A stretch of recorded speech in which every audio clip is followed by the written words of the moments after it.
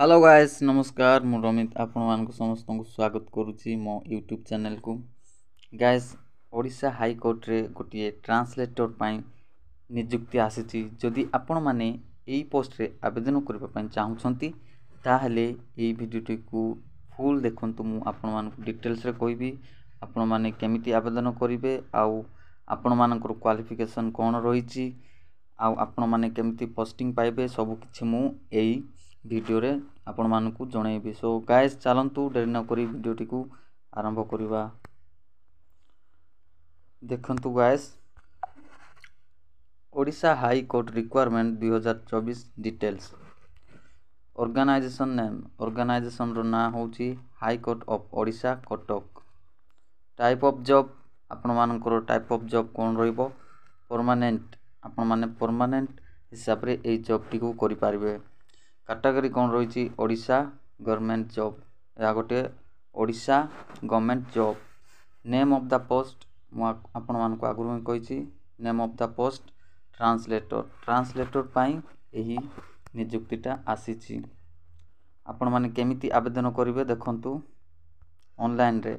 आपण माने ऑनलाइन रे ही एही पोस्ट पाई आवेदन करि पारिबे। केउ माने अप्लाई करि पारिबे ऑल ओडिशा कैंडिडेट्स ओडिशा रो समस्त छात्र छात्री माने एई पोस्ट पाई आवेदन करि पारिबे। आपण मानकर पोस्टिंग कोड रहइबो ओडिशा रे आपण मानकर पोस्टिंग ओडिशा रे ही रहइबो। देखंतु last date apply last date होउची 17 मार्च 2024 आपण मानकर अप्लाई डेट आरंभ होई गलानी आ लास्ट डेट होउची 17 मार्च 2024। जेंडर कोन रहिची बोथ मेल एंड फीमेल पुओ झियो दुई जन जाको एई पोस्ट पाई एलिजिबल आपण माने दुई जन जाको एई पोस्ट पाई आवेदन करि पारिबे। आ कोन अछि देखंतु क्वालिफिकेशन आपण मानकर कोन रहइबो candidate should have completed bachelor degree with English Odia as a honors subject from a recognized university with computer knowledge। आपण मानकर क्वालिफिकेशन कोन रहउची कोउठ भी आपण माने बैचलर डिग्री करथिबा दरकार आउ आपण मानक पाखरे कंप्यूटर नॉलेज भी थिबा दरकार। एज लिमिट आपण मानकर कोन रहइबो देखंतु सो गाइस एज लिमिट रहिची आपण मानकर 21 वर्ष रु आरंभ करिकि 32 वर्ष पर्यंत आपण माने जते जण भी अछंती 21 वर्ष रु 32 वर्ष जाए सेही माने एई पोस्ट पाई आवेदन करि पारिबे। एज रिलैक्सेशन आपण मानकर कोन रहिबो देखंतु फॉर ओबीसी स्टूडेंट्स मानक पाई 3 वर्ष एज रिलैक्सेशन रहिबो। फॉर एसटी एससी पीडब्ल्यूडी जो माने फिजिकल हैंडिकैप से मानक पाई 5 वर्ष रहिबो। एक्स सर्विस मानक पाई 5 वर्ष रहिबो। For PWD plus SC ST से मानक पाई 15 वर्ष एज रिलैक्सेशन रहिछि। आ कोन अछि देखंतु सैलरी आपण मानकर कोन रहिबो सैलरी 35,000 रु आरंभ करिकि 1,12,000 पर्यंत आपण माने पर मंथ गोटी मास रे सैलरी पाई परिबे। सिलेक्शन प्रोसेस आपण मानकर कोन रहिबो देखंतु candidate selected by the process of written examination pre and main. So friends आपण मानकर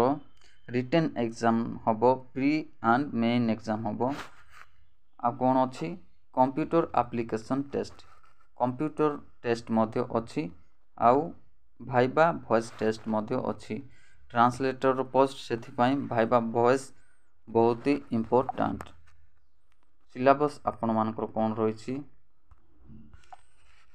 सिलेबस प्रिलिमिनरी एग्जाम रे कोन रहिबो 3 सिलेबस भी 150 मार्क रो आपण मानकर एग्जाम हबो। सेठी कोन अछि देखंतु general English general knowledge logical reasoning and quantitative aptitude there shall be MCQ या सब एमसीक्यू रे हबो। There shall be negative marking भी अछि केते अछि देखंतु -0.5 आपण मानकर 0.5 नेगेटिव मार्किंग रहिबो। मेन एग्जाम कोन अछि ଦେଖନ୍ତୁ इंग्लिश रहिबो आपण मानकर 100 मार्क्स एंड 2 आवर आपण मानकर इंग्लिश रहिबो 100 मार्क रो आउ 2 घंटा मैथमेटिक्स सेमिति ही 100 मार्क 2 घंटा general awareness and test of reasoning सेमिति ही 100 मार्क किंतु एटा रहिबो 1 आवर गोटे घंटा ही रहिबो जोटा कि general awareness and test of reasoning देखंतु कंप्यूटर एप्लिकेशन टेस्ट कोन रहिछि स्किल टेस्ट रहिबो आपण मानकर कंप्यूटर रे 50 मार्क एंड 30 मिनिट रे आपण मानकु 50 मार्क रो क्वेश्चन आंसर करबा को पड़िबो थ्योरी टेस्ट रहिबो 50 मार्क एंड 30 मिनिट थ्योरी रे मध्ये आपण मानकर 50 मार्क रहिबो एंड 30 मिनिट्स है आ कौन अच्छे देखो एप्लिकेशन फी सब आपण मानकर कौन रही एप्लिकेशन समस्त फ्री रही देखु जनरल कैंडिडेट्स मानक फ्री रही EWS free OBC free female candidates no fees for SC ST समस्त कौन भी फी लगुना आपण मैंने फ्री रे यही पोस्ट आवेदन करें इंपोर्टेंट डॉक्यूमेंट्स गुड़ाक कौन कौन दरकार आपन को क्वालिफिकेशन सर्टिफिकेट जोड़ा कि आपण माने जो यूनिवर्सिटी रे भी बैचलर डिग्री करथिबे से certificate indicate the date of birth SSLC HSC आपण मानकर डेट ऑफ बर्थ ठीक थिबा दरकार सर्टिफिकेट रे आ 2 recent colour passport size photo दुईटा कलर पासपोर्ट दरकार रिसेंटली क्लिक करथिबारो पासपोर्ट दरकार सिग्नेचर आपण मानक दरकार कैरेक्टर सर्टिफिकेट मध्य दरकार आ कौन अच्छी कास्ट सर्टिफिकेट आपण मानक पाखरे समस्त पाखरे थिबो इफ एनी एक्सपीरियंस सर्टिफिकेट जदि आपण मानक पाखरे कौन सी एक्सपीरियंस सर्टिफिकेट अच्छी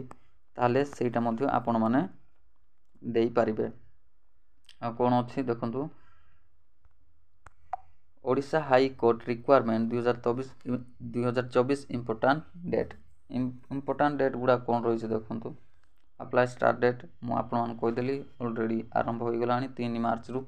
अप्लाई कर लोक मैंने अप्लाई लास्ट डेट हूँ 17 मार्च एडमिट कार्ड आपण मानकर जल्दी ही आसीबो आउ कौन रही देखंतु फ्रेंड्स एटा टिके आपण माने पढ़ी नेबे वीडियो टी बहुत लॉन्ग हो गलानी आ कौन अच्छी देखिबा तळकु नोटिफिकेशन पीडीएफ लिंक जदि आपण माने ए पीडीएफ लिंक को देखा चाहूँ ताले मो डिस्क्रिप्शन बॉक्स रे दे देबी आपण माने सेठू विजिट करंतु आउ ऑनलाइन रे जदि आपण माने निज मोबाइल रे अप्लाई करबा चाहूँ ताले एठी जो लिंक अछि मो डिस्क्रिप्शन बॉक्स रे दे देबी आपण माने सेठू भी अप्लाई कर पारिबे।